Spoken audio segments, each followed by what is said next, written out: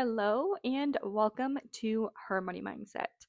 I'm your host, Courtney Schweingler, and I am so glad that you are here. This podcast is a space for women who want to feel calmer, more confident, and more aligned with their money, not just on paper, but in real life too. We talk about money, mindset, and the habits that we carry that shape the way we earn, spend, save, and plan for the future. But this is not going to be just a numbers and spreadsheets kind of show. Here on Her Money Mindset, we talk about the emotional side of money, the stress, the guilt, the fear, the pressure to feel like you have to have everything figured out all the time. And more recently, we are talking about what it actually looks like to release control, trust God more deeply, and steward our money in a way that actually supports the life that you're trying to build. Now, whether you're living paycheck to paycheck, you're rebuilding after a tough season, or you're simply just trying to be more intentional with what you have, this podcast is for you. You don't need to be perfect, you don't need to be an expert. You just need to be willing to take that next small step and to be consistent in doing so. Each week, we're going to talk through practical tools like budgeting, saving, debt payoff, and financial planning, but we'll also get honest about the deeper patterns behind our money choices, the beliefs we had learned growing up, the habits that we picked up when we were in survival mode, and the ways that we sometimes try to control money instead of letting it support us. Now, my goal is for you to leave each episode feeling less overwhelmed, more grounded, and more confident in your ability to make money decisions that actually align with your values. Now, before we jump into today's episode, I want to let all of you know that my budgeting tools are linked in the show notes for you for every single episode, and that includes the budget spreadsheet that I personally use, my debt payoff tracker, and even a mortgage payoff calculator to help you see exactly how extra payments can change your timeline and cut years off of your mortgage or years off of your debt payoff journey. And if becoming debt free is a bigger goal that you're working towards, I also offer my Mortgage Freedom Blueprint. This is a set of training modules where I walk you through both the strategy and the mindset behind becoming debt free. Now, this is designed with mortgages in mind, but the framework can absolutely be used for regular debt payoff too, including credit cards, car loans, personal loans, etc. You can explore all of those resources through the links in the show notes. And as an exclusive thank you for being a podcast listener, you can use code HMMPodcast for 15% off. And if this podcast has been helpful for you, I would truly appreciate you leaving a review. This helps more women find the show, and it truly means more to me than you know. All right, now let's get into today's episode. Now, this episode is coming out around Valentine's Day. So, if you are listening in real time, Valentine's Day is coming up on Saturday. And for a lot of people, this time of year can be kind of complicated. Some people love it, some people tolerate it, and some people feel a little bit just heavier than usual. And maybe you know exactly why. Maybe you just went through a breakup or a divorce, or maybe you don't really have an explanation for why, right? But if that's you, I just want to say right away, you're not doing anything wrong. Valentine's Day has a way of just quietly kind of poking at places you're already tender, whether that's your relationships, your money, your expectations that you have for your significant other, or just overall exhaustion of life, right? So, today is not about romance or gifts or doing Valentine's Day right. I actually want to talk about self love, but in a way that is actually going to kind of make you feel more supported, I guess is my goal. I want you to feel grounded. I want you to feel supported, especially when it comes to money. So, wherever you're listening from, just settling for a little bit and we're just going to chat, right? So, Valentine's Day has turned into one of those holidays that comes with a lot of unspoken pressure. So, even if you don't really think that you care about Valentine's Day that much, the messaging for Valentine's Day is everywhere. Buy this, do that, make it special, treat yourself, buy something for someone else, prove something to someone. And when you're in a place where money is already a source of stress for you, that pressure can feel even heavier and it can weigh on you even more. And you might even notice yourself kind of spending money on things that you normally wouldn't spend on. You might find yourself trying to justify buying things that you usually wouldn't even buy. Telling yourself, oh, it's only for once a year, or, my partner really deserves this huge expensive thing that I really can't afford, or I deserve this really big expensive thing that I can't really afford. And I get that. I get that. A lot of us are carrying a lot more than we talk about. Spending can feel really comforting in the moment. It can kind of feel like a pause button or a way to show off to other people, a way to make yourself look like everything's going right, or maybe a way to take care of yourself when everything feels overwhelming. But what I want to kind of gently talk about today is what happens after that moment goes away. Because the bill always shows up, right? That credit card bill always shows up every single month. And the stress just doesn't disappear. And sometimes the thing that we thought was self love ends up adding more weight instead of relieving it. And that's where I think it helps to kind of slow down and distance, kind of separate comfort from care. So, comfort is immediate, comfort feels good right now. And care thinks a little bit further ahead. We've got a little bit of forward thinking action going on here. Now, let me be very clear. There is nothing wrong at all with comfort. We all need comfort. But when our comfort becomes our main strategy for coping, especially when we're talking about money, it can really quietly work against us. We end up reaching for spending to soothe our emotions. Oh, I had a bad day. I'm going to go do some therapy, like shopping therapy, retail therapy. That's what it's called. I'm going to go do some retail therapy. And while that might help you briefly, that does not and is not going to bring you the lasting peace of mind that you're wanting. Care is different. Care might not always feel good in the moment. Sometimes it might feel just freaking boring. Sometimes it might feel inconvenient. Sometimes it feels like saying no when you actually really want to say yes. And somewhere along the way, self love has gotten confused with indulgence.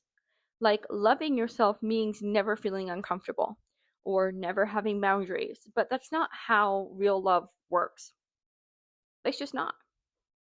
Love protects, love considers consequences, and love thinks about tomorrow, not just today.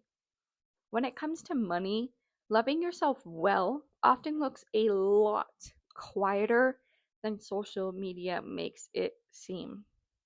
It's a lot less flashy, it's a lot less show offy. Look what I have. Now, I see this come up all the time, and maybe you'll recognize yourself in some of this. Maybe you've avoided your budget because it's felt restrictive or because past attempts just kept going wrong and you kept failing. Spending after a long day because it seems like it's the only thing that is gonna make you feel better. Putting off money decisions because thinking about them feels super overwhelming or super heavy. Now, let me be very clear, none of that makes you irresponsible. None of that inherently makes you bad with money. It just makes you human. And one thing that's really important to remember is avoiding your finances doesn't actually make life easier. It might take a little bit off of your plate for that one moment in time, but it does not. It absolutely does not make life easier. It just pushes the stress down the road, and usually your stress is going to come back way louder and way more overwhelming later on. Now, a budget is not meant to control you. It's not meant to take away joy from your life. And at its best, budgeting is just a plan for your money.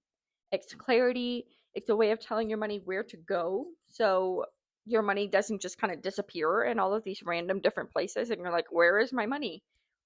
Now, choosing that clarity, choosing that peace of mind of a budget over avoidance is a form of self respect. It is a form of self love, even if it feels uncomfortable and hard at first. Think about it like this. We all know that exercising is good for you, right?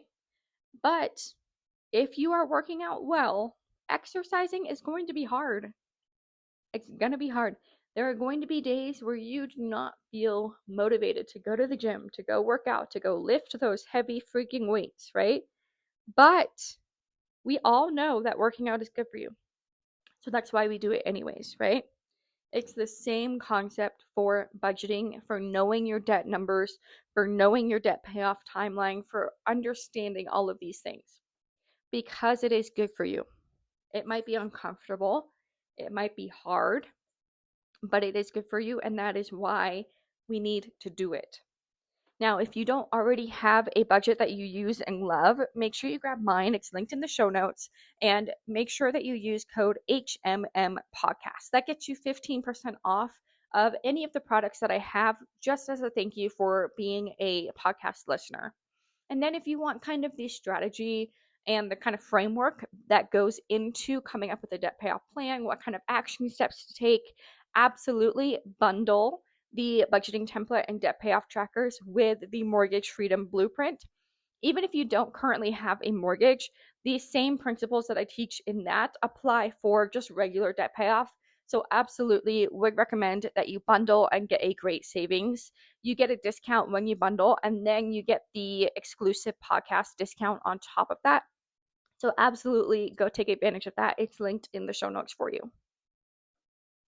Now, I want to bring faith into this because we talk about stewardship a lot, and sometimes that word feels really heavy and it feels like a lot of pressure. But at its core, stewardship just means caring well for what we've been given. That includes our money, our time, our energy, and our future. And God's love for you does not change based on how good you are with money. You don't earn his love by being disciplined, and you don't lose his love when you struggle. But choosing to care for yourself well can be a response to God's love, right? So, planning ahead can be an act of trust. Saying no can be an act of faith. Choosing peace over impulses can be a way of honoring the life that you're building, even when no one else sees it. It's all about what path are you on right now? Where are you at in life right now? You don't have to prove anything to anybody this Valentine's Day. You don't have to spend a bunch of money to validate your worth or your growth, right? I just encourage you to remember that even when all of these women are getting these huge, massive bouquets of flowers, if you and your partner can't afford one of those right now, that is okay. That is okay. You don't have to prove anything to the outside world. What matters is not putting yourself, for one, not putting yourself even further into credit card debt and further into the hole to get a superficial Valentine's Day present. But for two, what matters is that you guys love each other. Valentine's Day is a holiday about love and celebrating love. So celebrate that. You don't have to spend money to celebrate that.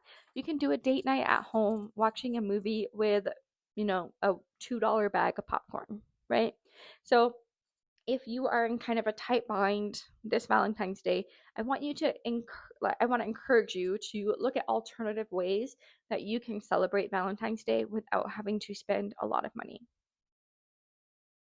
And if you are single, let's talk about what loving yourself well actually looks like.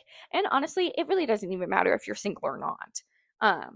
You need to love yourself well regardless of whether you're in a relationship or not.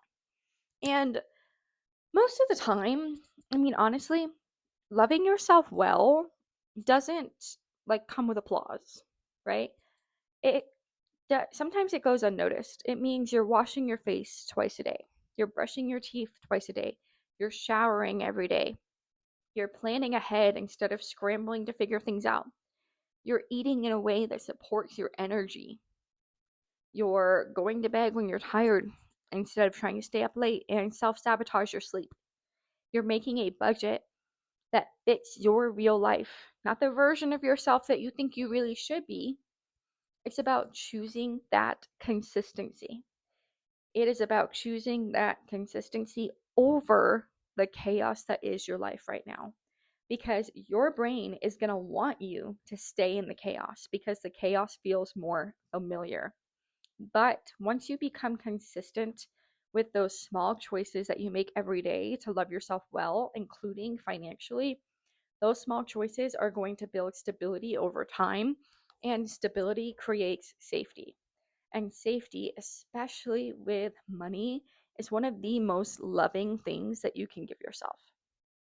Now, as we wrap up, I want to leave you with a few questions. You don't have to answer them perfectly. You don't have to write them down if you don't want to. You don't have to say them out loud if you don't want to. Just kind of ponder, just kind of think about it. Okay. Where in my life have I been choosing comfort when I actually need care? What does loving myself well look like right now? Not ideally, but realistically. And what choice today would make my life feel a little steadier next month? The awareness alone is enough to start. Then, once you start, your consistency and your discipline will carry you through until it becomes a habit. Now, if Valentine's Day feels a little bit tender this year, please hear this and hear me, okay? You're not behind. You're not failing. You don't need to buy anything. You don't need to fix anything to be worthy of love. You don't. Loving yourself well is not about getting it right all the time.